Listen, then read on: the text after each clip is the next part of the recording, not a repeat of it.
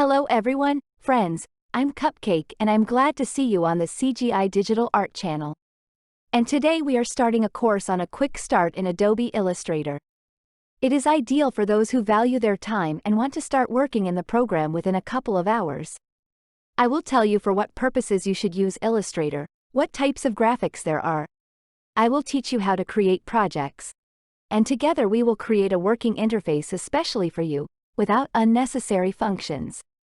And if you are interested, then sit back comfortably, subscribe to the channel so as not to miss new videos, and let's go.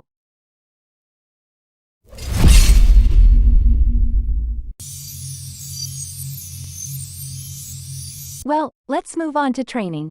So friends, first you need to learn the following thing. There are two types of graphics. The first type of graphics is a raster. The second type of graphics is a vector. The main difference is how the image is constructed. In raster graphics, an image is built from pixels. These are squares that light up in different colors.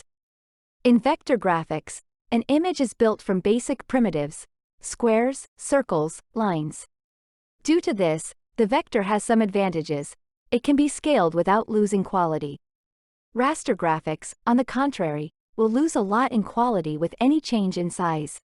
What is Illustrator used for? Creating illustrations, logos, preparing layouts for printing. This is what I use Illustrator for most often.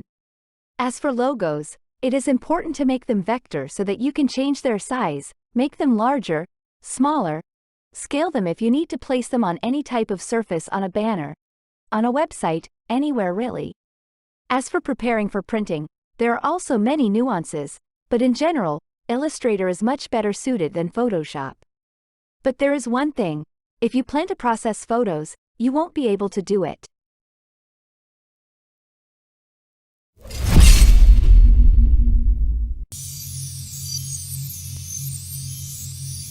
We have sorted out the theory, now we can move on to creating a new document.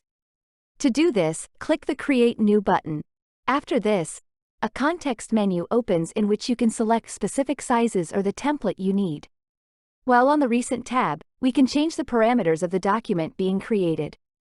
If we are working on the web, on the internet, then I prefer to work with units of measurement pixels. You can change the number here on the right, and enter the values 1920 by 1080.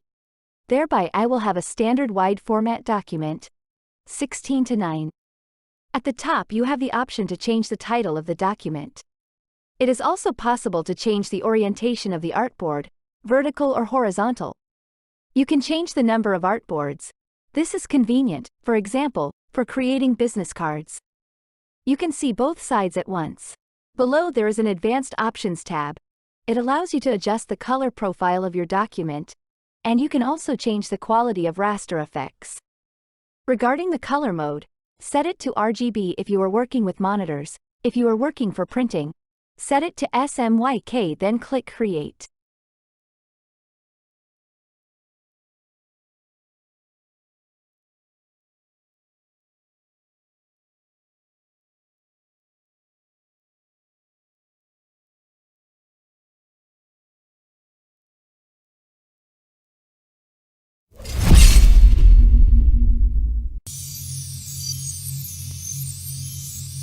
So, we have created a new document.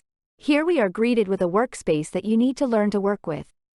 The topmost panel is called the Menu panel, which contains the tabs File, Editing, Object, Text, Selection, Effect, and so on.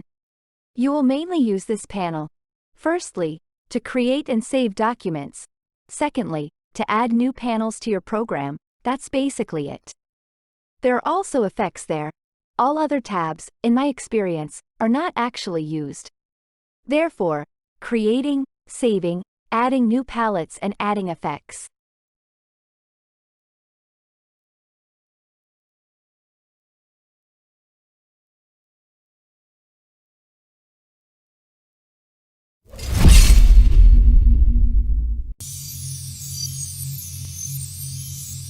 On the left we have the toolbar. This is all about moving, drawing, cutting, that is, everything you may need in your work. In the center there is an artboard, workspace or artboard, whatever it is called. And on the right are the palettes themselves, which we will continue to add, expand, and on which most of the work will be based. Let's now set up your workspace, remove everything unnecessary and leave only those panels that you will actually use.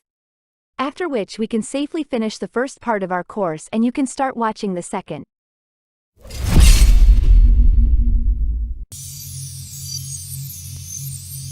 Regarding the settings, all you need to do is remove the extra panels so that they don't knock you down. Again, these panels are on the right, called palettes. What we need, the first thing is the Properties panel. It can be found in the Window tab.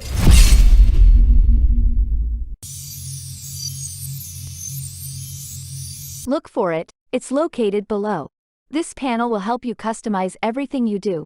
If you draw, then in the Properties palette you will see colors, strokes, text changes, fonts.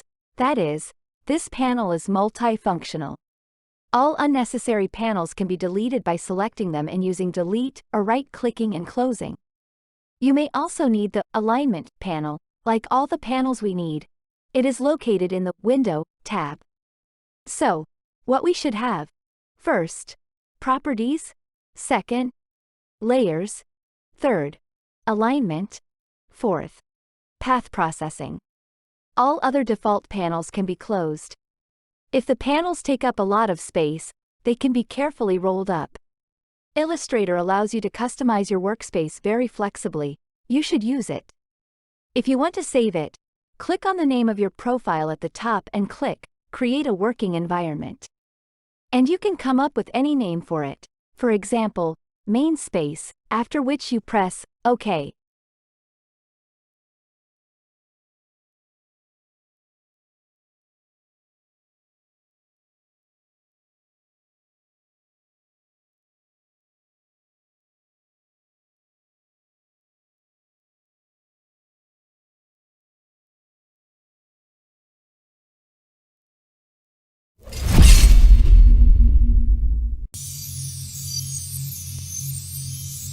Friends, I hope that this video was useful for you. If so, then subscribe to the channel, like it, and new videos on Illustrator will be released soon. And if they are already out, then just wait and you will move on to the playlist. That's all for me. I was with you, Cupcake. See you soon. Bye everyone.